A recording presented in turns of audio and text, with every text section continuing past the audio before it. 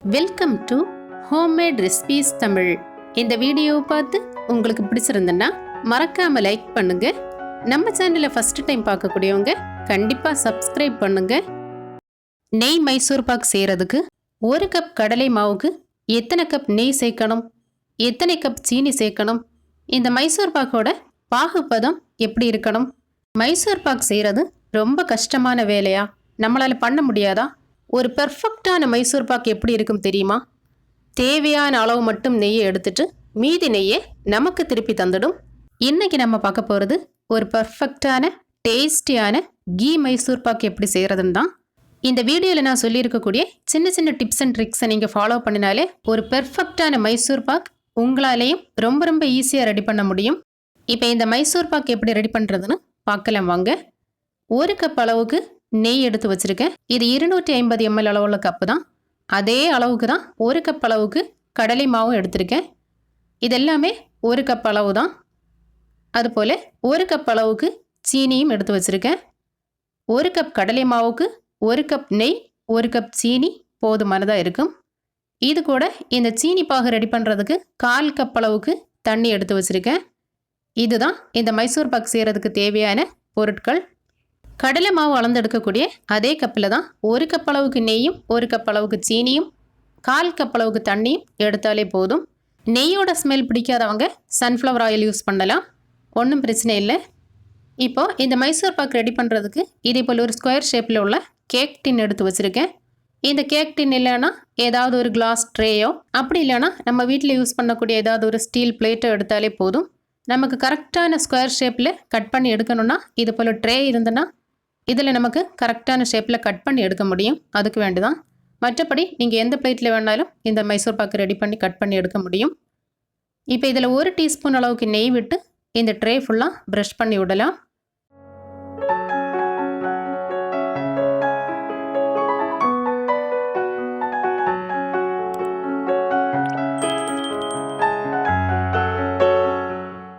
இப்போ ஃபஸ்ட்டு வேலையை நம்ம பண்ணினது இந்த ட்ரேயில் நெய்யை தடவி வச்சுருக்கோம். இது ஒரு பக்கம் இருக்கட்டும். அடுத்ததாக நம்ம மைசூர் பாக் ரெடி பண்ணலாம். இதுக்கு ஒரு ஃப்ரை பேன் எடுத்து இதில் நம்ம எடுத்து வச்சுருந்த இந்த 1 கப் கடலை மாவு சேர்க்கலாம்.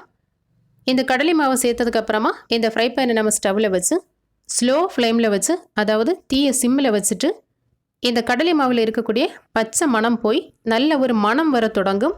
அப்படி மணக்க ஆரம்பித்த உடனேயே ஸ்டவ் ஆஃப் பண்ணிடணும். அதுக்கு மேலே நம்ம வறுக்கக்கூடாது.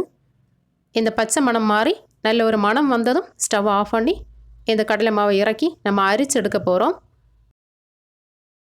எதுக்கு இந்த மாதிரி அரிச்சு எடுக்கணும்னா இந்த கடலை மாவில் சின்ன சின்ன கட்டிகள் விழும். அந்த கட்டியெல்லாம் உடஞ்சி இந்த மாவை நம்ம சீனி பாகில் சேர்க்கும்போது எல்லா மாவும் ஒரே மாதிரியாக மிக்ஸ் ஆகணும். அதுக்கு வேண்டி தான்.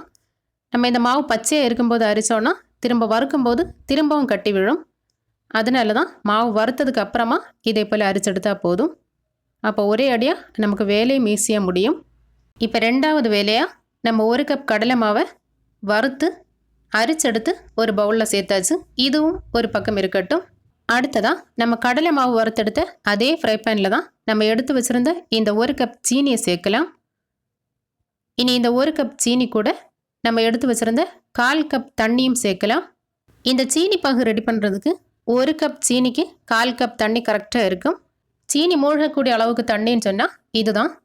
இப்போ நம்ம சீனியை மிக்ஸ் பண்ணி பார்க்கும்போது இந்த தண்ணியோட அளவு கரெக்டாக இருக்குது. பார்த்தீங்களா? இப்படி இருக்கணும். சீனி கூட இந்த 1/4 கப் தண்ணியை சேர்த்து மிக்ஸ் பண்ணி விட்டுட்டு இதை ஒரு பக்கம் வைக்கலாம். அடுத்ததாக ஒரு கடாயை எடுத்து நம்ம எடுத்து வச்சுருந்த 1 கப் நெய்யை ஃபுல்லாகவே இந்த கடாயில் சேர்க்கலாம். இனி இந்த சீனி பாகையும் இந்த நெய்யையும் ஒரே டைமில் நாம் ஸ்டவ்வில் வைக்கணும். ஒரு பர்னரில் சீனி பாகு, இன்னொரு பர்னரில் நெய், அந்த மாதிரி ரெண்டுமே ஒரே டைமில் குக் ஆகிறது மாதிரி வைக்கணும். இந்த சீனி கரையும் வர இந்த பர்னரில் ஹை ஃப்ளேமில் வைக்கலாம். அதே போல் இந்த நெய் உருகி வரது வரைக்கும் தீயை ஹை ஃப்ளேமில் வைக்கலாம். இந்த நெய் உருகி வந்ததுமே தீயை ஸ்லோ ஃப்ளேமில் வைக்கணும். அதே போல் சீனி உருகின உடனே ஸ்லோ ஃப்ளேமில் வச்சு தான் அந்த பாகு ரெடி பண்ணணும். அதுக்கப்புறமா தீயை ஹை ஃப்ளேமில் வைக்கக்கூடாது.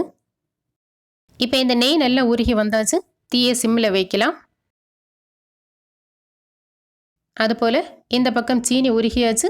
இனி இந்த சீனி பாகு ரெடி பண்ணுறதும் நம்ம ஸ்லோ ஃப்ளேமில் வச்சு தான் இந்த பாகு ரெடி பண்ணணும்.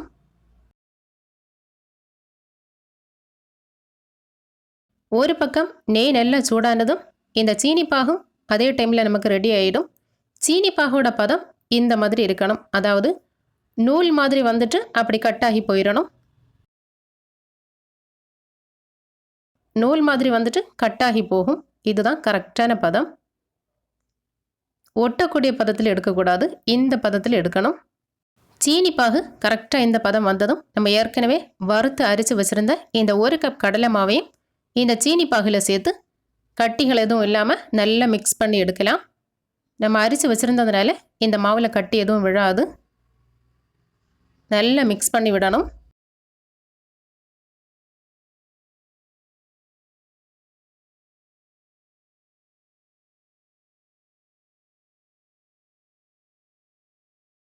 இந்த கடலை மாவு சீனி பாகில் நல்லா மிக்ஸ் ஆனாலே போதும். இந்த சீனி பாகில் கிடந்து வேகணும்னு எல்லாம் அவசியம் கிடையாது. இந்த மாதிரி நல்லா மிக்ஸ் ஆகி இப்படி கொதி வர ஆரம்பித்ததும் அடுத்ததை நம்ம என்ன பண்ணணும்னா, நம்ம ஏற்கனவே உருக்கி வச்சுருந்த நெய் ஒரு பக்கம் ஸ்டவ்வில் இருந்து சூடாயிட்டே இருக்குது. ஸ்லோ ஃப்ளேமில் வச்சுருக்கோம். இந்த நெய்யில் இருந்து இப்படி ஒரு கரண்டி எடுத்து இந்த மாவில் ஊற்றணும். ஒரு கரண்டி நெய்யை ஊற்றிட்டு இந்த மாதிரி மிக்ஸ் பண்ணி விட்டுட்டே இருக்கணும். எது வரைக்கும்னா, நம்ம ஊற்றின நெய் தெரியாத அளவுக்கு இந்த மாவும் நல்லா மிக்ஸ் ஆகும் வரை இப்படி மிக்ஸ் பண்ணி விட்டால் போதும். நல்லா நோட் பண்ணிக்கோங்க. இப்போ இந்த 2 பர்னர்லேயும் தீ ஸ்லோ ஃப்ளேமில் தான் இருக்குது. இப்படி தான் இருக்கணும். அப்போ தான் நமக்கு இந்த மைசூர் பாக்கோட பதம் கரெக்டாக வரும். இனி திரும்பவும் ஒரு கரண்டி நெய் எடுத்து இந்த சூடான நெய்யை இந்த மாவில் ஊற்றலாம். இப்படி நெய் ஊற்றி திரும்பவும் மிக்ஸ் பண்ணி விடணும். இப்படியே ஒவ்வொரு கரண்டி நெய்யாக ஊற்றி நம்ம இந்த மாவில் மிக்ஸ் பண்ணி விட்டுட்டே இருக்கணும். கம்ப்ளீட்டாக இந்த 1 கப் நெய்யையும் ஃபுல்லாகவே இந்த மாவில் சேர்க்கணும். ஆனால் மொத்தமாக கொட்டக்கூடாது. இப்படி ஒவ்வொரு கரண்டியாக தான் ஊற்றி மிக்ஸ் பண்ணணும். அதுபோல் ஒரு கரண்டி நெய் ஊற்றின உடனே அடுத்த கரண்டி நெய்யை ஊற்றாமல் நம்ம ஊற்றின நெய் மாவில் நல்லா மிக்ஸ் ஆனதுக்கு அப்புறமா தான் அடுத்ததாக நெய் சேர்க்கணும்.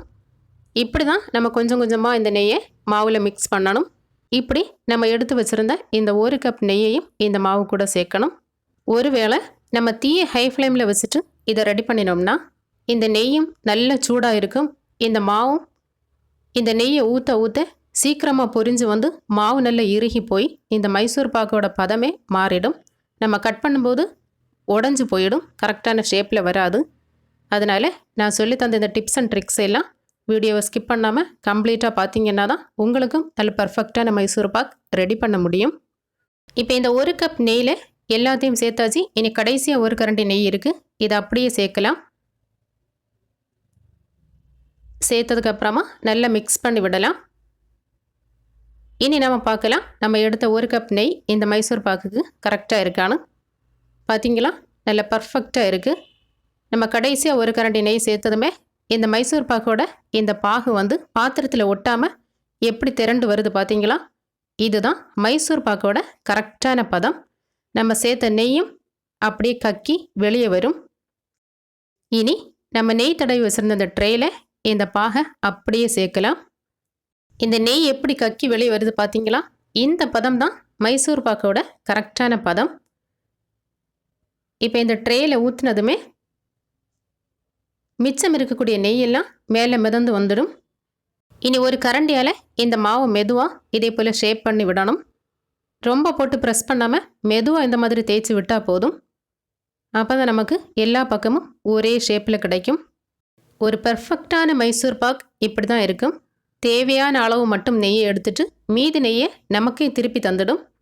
1 கப் கடலை மாவுக்கு 1 கப் நெய் தான் நாம் சேர்த்தோம். இப்போ எந்த அளவுக்கு நெய் கக்கி இருக்குது பார்த்தீங்களா. இதை நம்ம ஒரு மெஷரிங் கப்பில் அளந்து பார்க்கலாம்.